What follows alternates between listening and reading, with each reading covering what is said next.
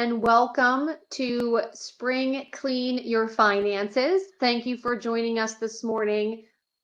We have a wonderful presenter here with us who's going to talk about cleaning out your garage, your junk drawer.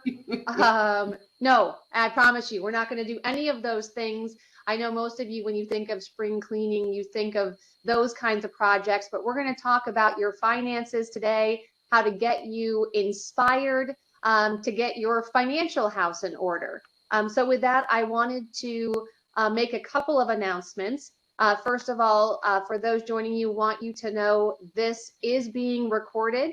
And so if you, I guess there's some statistic, because I love statistics, that sometimes you can only take in about 17% of what you hear. And so if you want to listen to this again, you're going to have the opportunity. So we'll get the recording out to you. Also, we're going to plan to have our presenter talk for about 20 or 25 minutes just to set your expectations. And then we are going to open it up for questions and answers. On the right side of your screen, there will be an opportunity. If you have a question along the way, you can go ahead and type that in, or just jot it down and we'll take your questions at the end.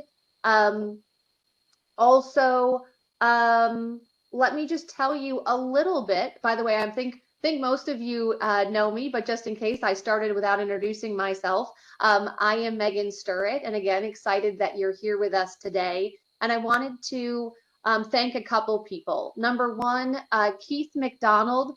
Keith is with New York Life Investments, and he is one of our very trusted investment partners. And when we talked about the webinars that we like to do to help educate clients and prospective clients, Keith said, you need to meet Teresa Gerlinski.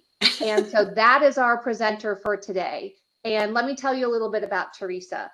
Teresa is the director of the advancement of the Advisor Advancement Institute at New York Life Investments.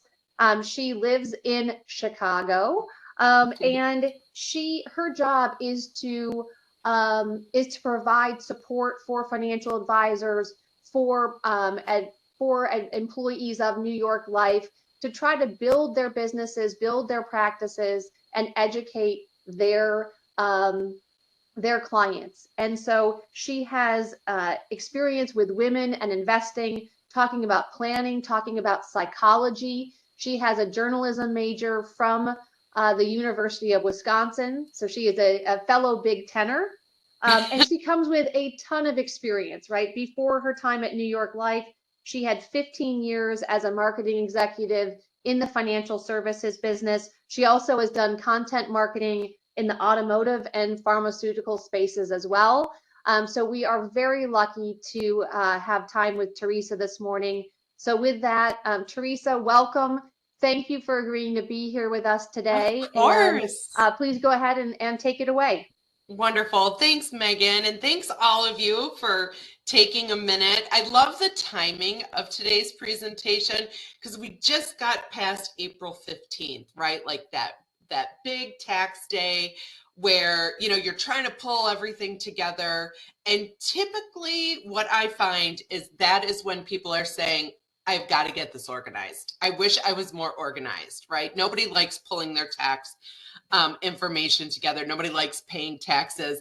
It's much more frustrating when you're looking all over for things and you feel like you're out of control. So one of the reasons why we created this presentation is just in response to hearing that from clients and from advisors like Megan. And why we make this available to you is that everything we do is research-based. And studies show over and over again that those who have their finances organized, or they feel like they have it organized in their brain, and they have a clear picture of their current state, and they have a clear picture of their future plan, they actually have better financial outcomes than those who don't, right? So we're hearing all this crazy stuff about markets and tariffs and all of that we can't control, right? You have an advisor in Megan, you are working through, you have a plan that is set up to withstand all of that. What you can control is how you are organizing and thinking about your finances yourself. So that's what we're going to talk about today. There are 4 key areas of organization that I want to talk about today. And the goal is to help you feel confident, right? And in control of your finances. I'm not going to give you specific ideas on budgeting tools or podcasts or this should be your goal or this shouldn't. Because the tool and the goal that you'll actually fulfill is the one that feels comfortable to you. So what I want to do is I want to empower you and encourage you to get kind of curious about this, right? And really start thinking, how do I want to organize myself? What are some things that I should be looking for? The things we're going to talk about are reports and forms to organize, so much paperwork or so many documents, so many emails, however you store them. Planning for the year ahead. Once you're organized, maybe are there some new goals that you want to think about?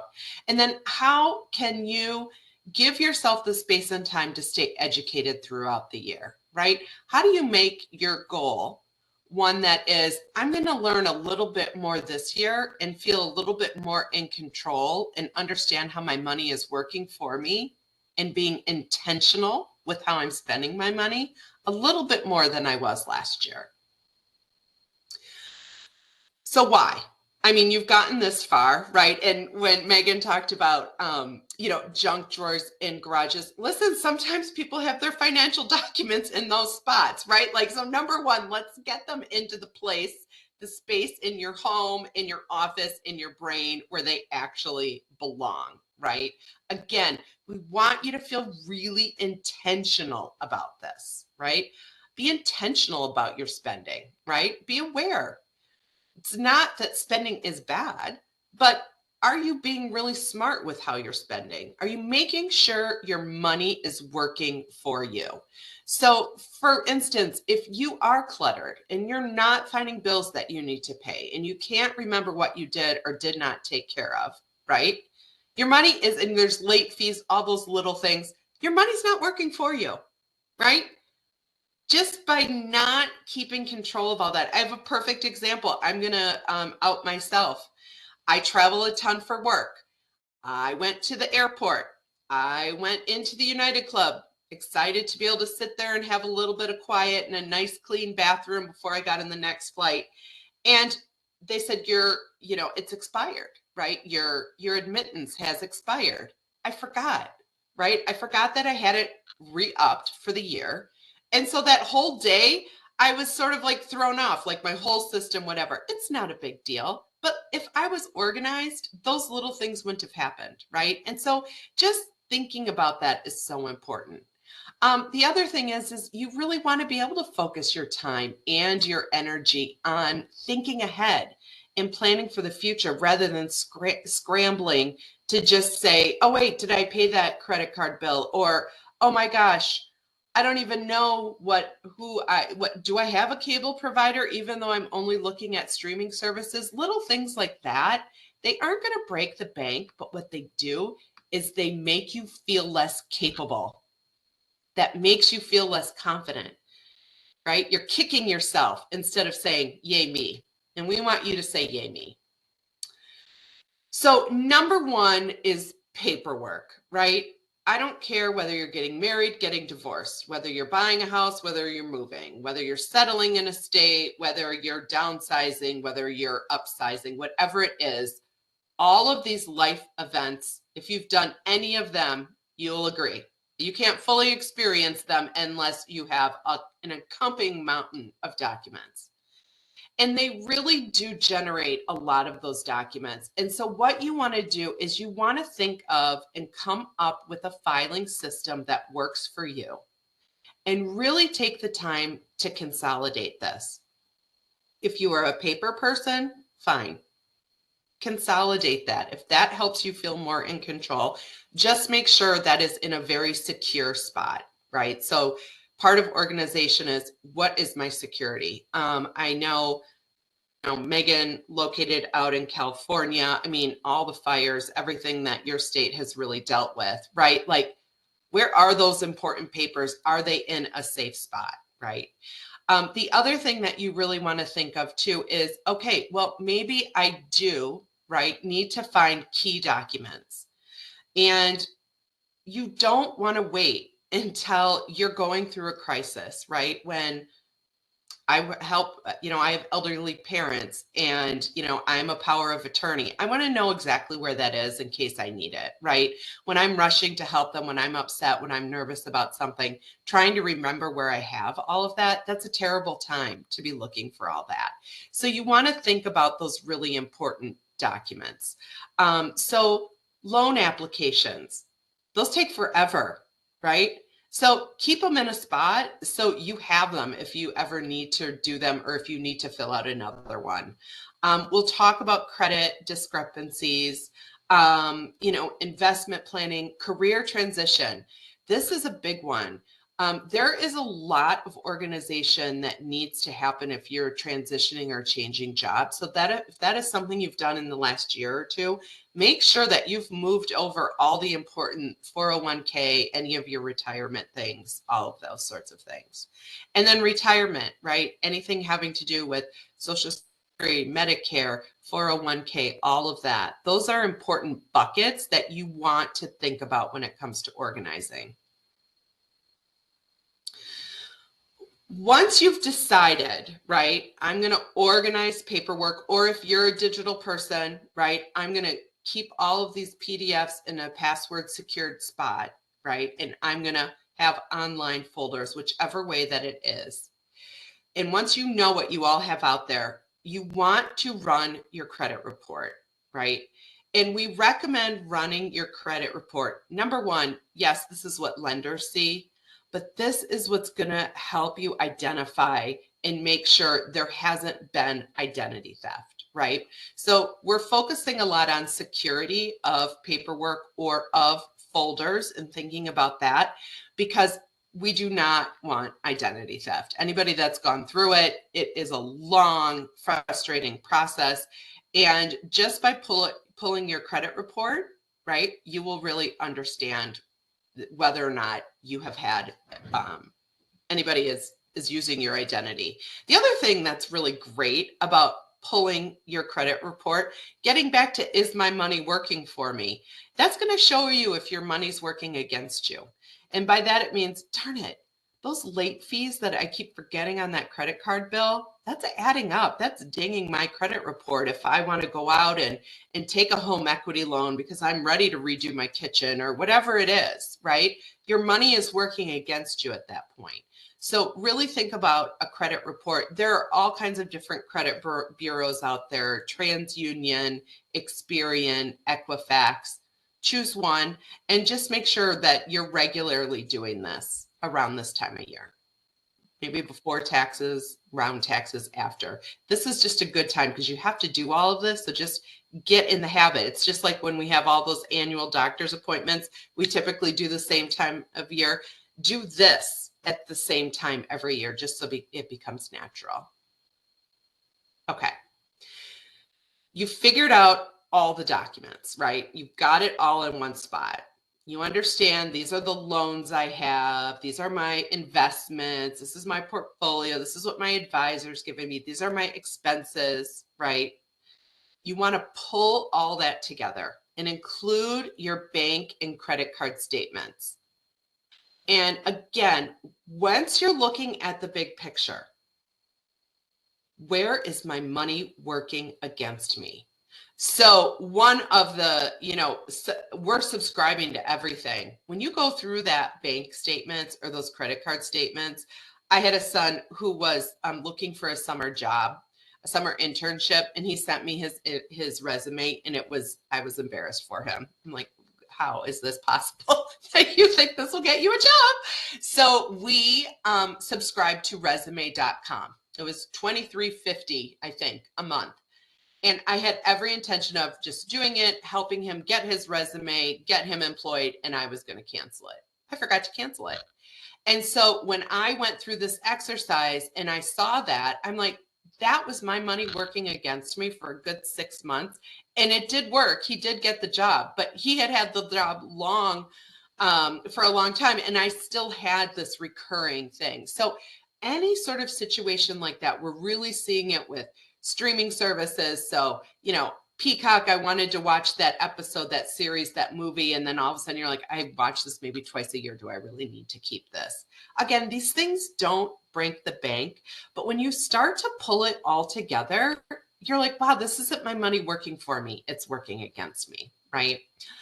This is also a really great time to start thinking about mortgage rates, debt consolidation, anything that you've looked up, kind of put off going, oh, that's a thing, right?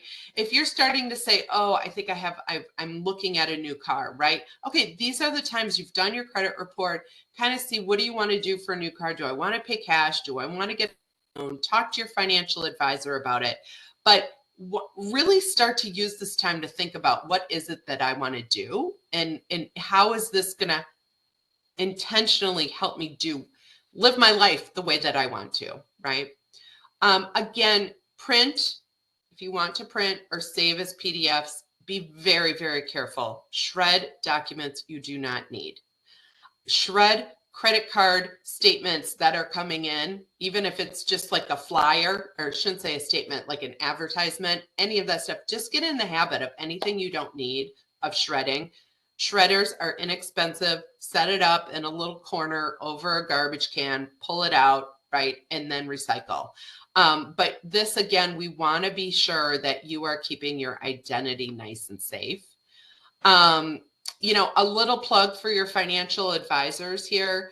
There are going to be some security measures, right? So like if you call Megan and let's say you want to do some sort of a transaction or anything, there are steps that Megan is having you do. That's why, right? These steps are in place not to make it more difficult for you to work with your advisor, but to keep all of your information and documentation safe. And they also want to make sure that you are you, right? That whoever is asking for this advice is actually you.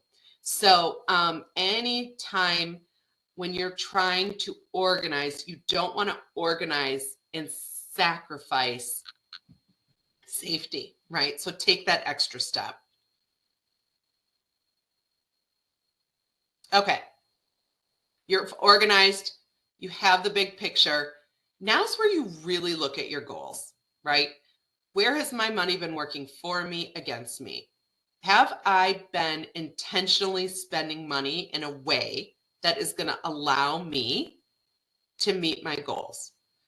Let's say you have a goal, you have a passion, right? You have artistic or a creative endeavor, and you're like, I actually think that this could be a cottage business. I want to give it a go. I want to invest in this, right? If you made that your goal at the beginning of the year, a lot of times now is a really good time to look at your spending. Look at how your money is working for or against you. Have I been behaving? Have I been thinking about money in a way that's going to get me to that goal, right? Is it going to get me to that legacy or that gift that I want to leave to my children? Is it going to get me to the place where, yeah, I can take everybody on that vacation that I wanted to and feel really good about it? That this is an intentional goal, something that's important to my life, and I'm not being irresponsible, right? It's a planned goal. I've set it up accordingly. Now's where you really want to take the time to look at this and to really think big picture. The nice thing is if you get all of this out of the way, right? If you really start to think about, so like in this example, at the time we were working with this client, it was when everybody was really refinancing, right? And there was some real cash. Now, not as much as we were seeing back then, but it really made sense to go through all of that time and effort for refinancing, because it's a lot of paperwork, because she had a goal. This is the amount of money that she could recoup on a monthly basis and put aside for this goal. And it was just because her money would be working for her, right? So once you've got all of this figured out, it doesn't just clear out your junk drawers or your office, but what it really does is it clears up your headspace, because so much of this is about how we think about money. I love this slide, right? Because so many times we have mindsets and things that we have brought back from how we were perhaps raised or some of the situations that we've been in previously. And we have a fixed mindset when it comes to certain things, right? So for myself, I put this slide together because this is me, right? I had to switch my mindset shifted, right? I did not like budgeting. I do not like being frugal. I don't like saying no to fun things that come up because I was raised, my parents were so frugal. When I was growing up, Six Flags Great America was just built. And my sisters nominated me as the person that was going to go up and try and convince my dad to take us, to buy the tickets and to take us. And so I, asked, and of course I got the same answer over and over again. Nope, we can't afford that. That's too expensive. Now it might have been, but we got that answer for everything, right? A pack of gum, all of those things. There was never really a discussion around money. And so I just, I hated that. That drove me nuts. I felt like it was a really constricted way to live. And I decided I didn't want to live that way. Well, you have to. Otherwise, I was 28, 29, and all of a sudden I'm saying, I am never going to be able to buy a house, or how am I going to have kids and send them to college? Because I wasn't making good use of my money. I wasn't being intentional with my spending.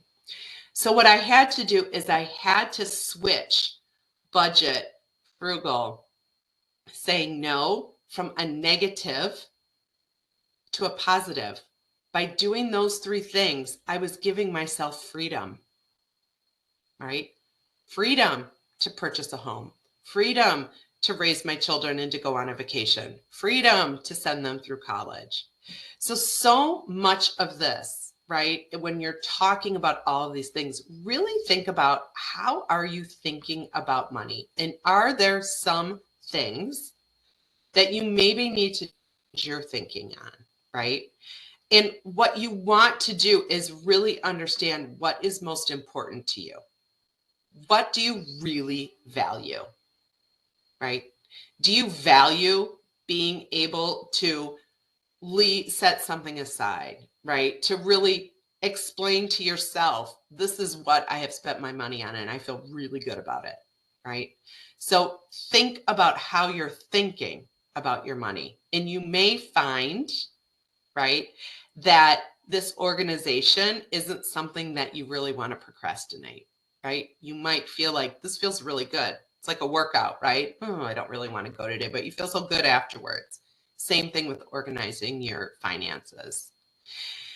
Here's what when we've worked with clients, these are some of the things that we've worked with them on putting that mindset shift into practice. And what does that look like? So here are some examples, right? Financial wellness is a part of my overall wellness, right? I want to make sure that everything is healthy. I'm not putting anything aside. For some people, they like to think of financial fitness. It's action, right? So yes, I'm going to get my files organized. Yes, I'm going to do that credit report. Yes, I'm going to call Megan and we are going to talk about my goals and make sure that I am in an alignment with everything that I want to do in my next chapter. It's action. Some people have told us, I just put on an auto draft for goal achievement. I asked my advisor and my banker to help me with that because it just made it easier. One thing with goals that all of our research shows is that if you share your goal with someone else, if you have an accountability partner, you are more likely to fulfill that goal. So talk to your advisor, talk to Megan about that, right? That is something that can really help you. Have an accountability buddy or a financial community, right? Any of those things can be of real use. This was where the investing club, this was someone that I knew, they were doing a book club and they had a financial book every 6 months as one of their choices because they wanted to really start to think about this. Little changes like that can make a difference. develop a money mantra. I'm going to save today so I can spend on this tomorrow. I'm going to save today so I can give this away. Whatever it is, think about, what do I want my mantra to be? And also try and ditch sayings with, I'm bad about money. It's too late. I should have started earlier. I'm never going to understand this. I'm not good with this. Ditch it. Try and turn it into a positive, even if you don't feel like it, right? Instead of saying, I'm bad with money, say, this is the year I'm going to start getting this under control. How you think about it makes such a difference. Once you're organized, once you're intentional with spending, once you have a clear picture, once you've decided, I'm going to get my mindset right, now this is when the fun part comes. Now is when you can really start to set new goals, or you can say, I am on my way to meet these goals. If you aren't sure what your goals are, this is where you really want to start to think about that. You really want to get specific. What do you enjoy? Is saving being debt-free, is that something that makes you feel incredibly free and good? Does enjoying travel or making a new purchase, knowing it was planned and you did that responsibly? Is there a cause or a passion project that you would like to support? Whatever your goals are, take some time to think about them, write them down, and when you come to your next meeting with your advisor, bring your thoughts with you. That's of interest. They can help. They want to be your partner in all of this. And last but not least, we talked about, I want to stay educated throughout the year. Be intentional about some of these things. There are so many free resources out there. And again, I don't recommend specific ones because everyone tends to lean into something or find interest in different aspects. So what I say is get curious. What is something that seems interesting to you? Start there. Your financial advisor is your number one resource, but there are podcasts out there. There are books, YouTube videos, webinar, attending a webinar like this. There are all kinds of them out there, or blogs that you might want to read. All of this really helps you in your goal to get organized, because again, you want to be intentional with where your money is going, and you want to make sure your money is working for you. Those are the two things. But first, you got to get organized before you can figure out what's happening where. So any questions? Would love to answer them. Sure. And I have a couple just additional comments to make. So Please. Teresa, I don't know if you are you able to stop sharing I sure am. your screen? Okay, perfect. So thank you. Thank you so much, obviously, course. for sharing your insights with us. And your comments made me think of some other things I wanted to share while we Awesome. have you all here. Is when we talk about goals, you know, so many people, I mean, they come to us as their financial advisors because they want to make sure they're retiring comfortably, right? That is the most common goal. I want to make sure I'm on track for retirement. But there are so many other goals, and many goals do have a financial component. So I think that makes it a very logical and natural thing to talk to us about as your financial advisors. But I read a book recently, and it was about being a dream manager, and if you can substitute dream for goals, but sort of a goal manager, and thinking about all the goals that you have in your life. And I would challenge some of you to think about this.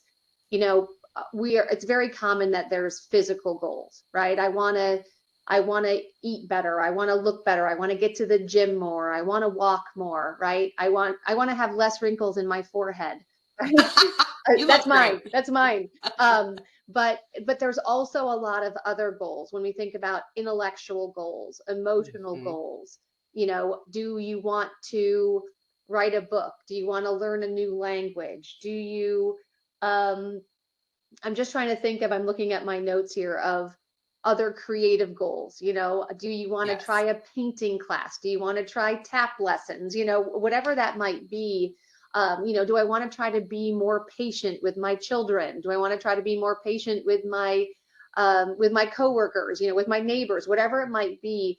So I would encourage you to think about some of these goals, not just as comfortable retirement or maximizing my cash flow, but just to think about those other things, because the more that we know those things about you, Yes. the more that we can help you. And Teresa, as you started, the more goals you achieve, the happier we are. The happier we Yes. are, we're the best versions of ourselves. It's the way we show up, and that's what we want. And there's so many of those that have financial components intertwined, but they're also about helping you be accountable to those things and making sure. There's nothing that upsets me more than when a client tells me every year that they want to remodel their bathroom or their kitchen, and then they tell me that goal next year. I'm like, well, I Yes. clearly am not doing my job if that kitchen has not been remodeled, right? Because we need to make sure that if you want to do these things, let's create a plan to accomplish them. Okay. Yep. um, and Love that. for those of you who know me, you've probably heard me say this. You have to live for today, but plan for tomorrow, right? So Yes. how do we balance those things, right? How do we, because I always say being an advisor, which has now been 26, 27 years, believe it or not, is my biggest thing that I see people do is they wait too long to live. People are so worried about becoming a bag lady. Even the Yes. men are afraid of being bag ladies. Afraid of being a bag lady. They're afraid they're going to run out of money. And so the tendency is, I don't know if I have enough. That's my job, right? My job is to make sure that you don't run out of money. You have enough. You have the right allocation. You have the right plan. And so there's always a balance, right? How do I make sure that I'm living today? I always say you can't wait and do all of your vacations in 1 year, 10 years from now, right? Because you may not feel up to it. You may not, maybe there's a pandemic and you can't fly, right? And so I encourage you, you have to live along the way. And I'm always Yes. going to be here. Tenley's always going to be here to keep you in check. If you're getting too far off course, believe me, you will know, right? But it's important. What are your goals? What do you want to do? Let's help you be accountable. And also, like Teresa said, there's some freedom, right? Ultimately, you are making these choices, right? You may tell me you want to do all these things, and I can say, well, let's pick the 2 or 3 most important things to do this year, because we can't do them all at once, or it's not financially prudent maybe to do them all at once. But let's figure out, you choose. Or if you do this, let me show you what the impact is going to be, and you choose, right? So again, I just want you to know, and hopefully you can see in my faster pace of speech, I get so excited about this, right? I'm a certified financial planner. Everything we do is planning based, and this is what makes us love our jobs. Is you've created this wealth. We've helped you grow it and preserve it so that you can accomplish and do all of these things, right? When you have that sound financial plan. Also, I laugh. We always say budget is a dirty word, right? Nobody ever wants to use the word budget. By the way, I always call it expense management, right? For some reason that sounds not as That does bad, sound better. right? Expense Yes. management. So, but it is important, obviously we want to make sure you have enough wealth that you don't have to worry about, whether you can order the chicken or the filet, or whether you can order the house wine or the your favorite bottle. But that's where we can look at those choices and to say, do you have to be thinking about those things? Should Yes. you be thinking about those things? Or are you sacrificing other goals because of the money you're spending that you don't realize you're spending, or that you're not being as smart as you could be? And so inherently, people always think they spend less than they do. They just do. It's human nature. It's like, well, I make this amount of money, but I only spend this. I'm like, well, if you make this amount and your balances aren't growing, you're spending it, right? So if you're not saving it, you're spending it. And so and also, we've all done this. The more success you have in life, somehow your lifestyle always manages to keep pace, where you're like, how did I used to live when I made $22,000 I a year, know. right? That is very true. Right. Yes. So sometimes it's good to just take a pause and really just think about, where is the money going, and is this where I want it to go, and how I want it to be spent. um so last two things, and I'm sorry, I got excited. I love it. It's all But good. last two things is, we can shred documents here at the office. So if you ever come to see us and you have stuff that needs to be shredded, don't hesitate. We can bring it in. We can make sure we take care of that for you. Also, Teresa said a lot about money working for you and or against you. But I want to say, part of, our job, I would say, is to make sure that your money is always working for you, which is why we talk about cash balances, bank balances, income from your portfolio. Are we reinvesting it? Are we sending it to you? Are we keeping it aside? Do you have excess money in your checking account that's not working for you? So always making Correct. sure that your Hmm. money is working for you, but also within the portfolio, is that you're not sitting on cash when you shouldn't be, or you're not sitting with money in asset classes that aren't performing as well. That we're constantly trying to make sure you're in the right places at the right time to maximize the return, making sure your money's working for you. And so again, these are all part of the planning process, that you have a team in us and keeping you accountable to that as well.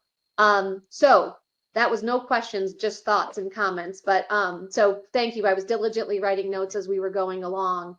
My question for you, and then we'll see if anybody else has one, is two things. Hmm. Any tips on how to best organize passwords? Like, is there an app, a program, a Word doc? There are. So there are apps, right? There's one called Password Keeper, that I know a lot of people use. But then they're like, well, then I have to remember the password for the app. But normally, that is, everybody has something different. But I do think that it makes sense to have them all in one safe and secure spot, something that is password protected, right? So that is something that you want to do. I would not recommend putting that in a notebook and having it in a drawer. Okay. What about tax documents, the things that you Yeah. collect, sort of, you make a donation, you get the receipt, and it could be in February, it could be Yes. so do you, all year long, how do you collect those I documents? suggest that you have one folder, one envelope, one something, right? Like in a locked file cabinet, somewhere secure, and bring that and just keep that all in one spot. The other thing that you can do is take a photo of it, right? We all have our phones and the photos. You can take a photo of it, and then you can store that on your phone in a folder and send all of that over to Megan if that's something that you want to do. But the phone has really become very helpful with things like that, right? Where I see this, I don't even know if this is something I need or not, but I want to make sure that I keep it. Got it. Okay. So bucket it, somehow bucket it. Okay. Yeah. Just curious what you would say. Yeah. Okay. Anybody else have any questions for Teresa, or I suppose, or for me? Yeah. Also, again, we will send out this recording, if for any reason you need it, or there's somebody else that you think might find value in it. Teresa, any thoughts, that anything that you thought of that you want to make sure you share before we go? Just think that the main thing is to come up with a system, right? Any sort of system that makes sense to you. The system that will work is the system that you will follow, right?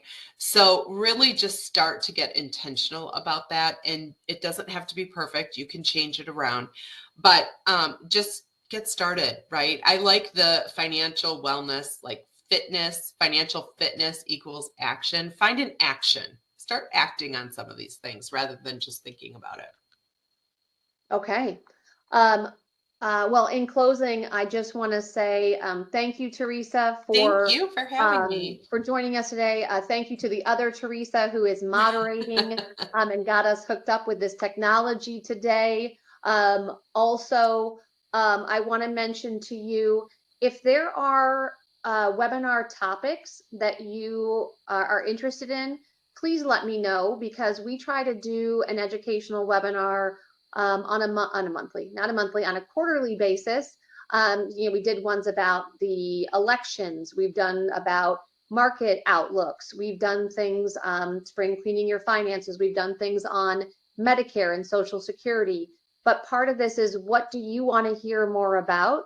And what would you be interested in? So let me know if there's something else you want to that you're interested in. We'd love to hear about it, and then we can bring that to you. We did just have a question pop up about password saving and organizing those. How can we be assured that the app we are selecting is a safe one and they are protected? How would you answer that? Good question. I know you have to do some due diligence, right? Like how I would say if two-factor. So the password protections that are the best are the ones where you put in a password and then they will come back and either say to you, we're going to either text you a verification code or we're going to email you a verification code that you have to put in. So that point of verification, if it doesn't have that, I would keep many of them do. Look for one that does. Okay. Perfect. Thank you. Good question. All right. All right. Well, thank you again, everyone. Thanks, Megan. And please let us know if you need us, if you need anything. Thank you, obviously, for the trust you place in us and helping you manage your your financial plans and your portfolios. So have a great day. Enjoy the spring and get on that financial organization. Okay. Perfect. All right. Thanks, everybody. Take care. We'll see you soon.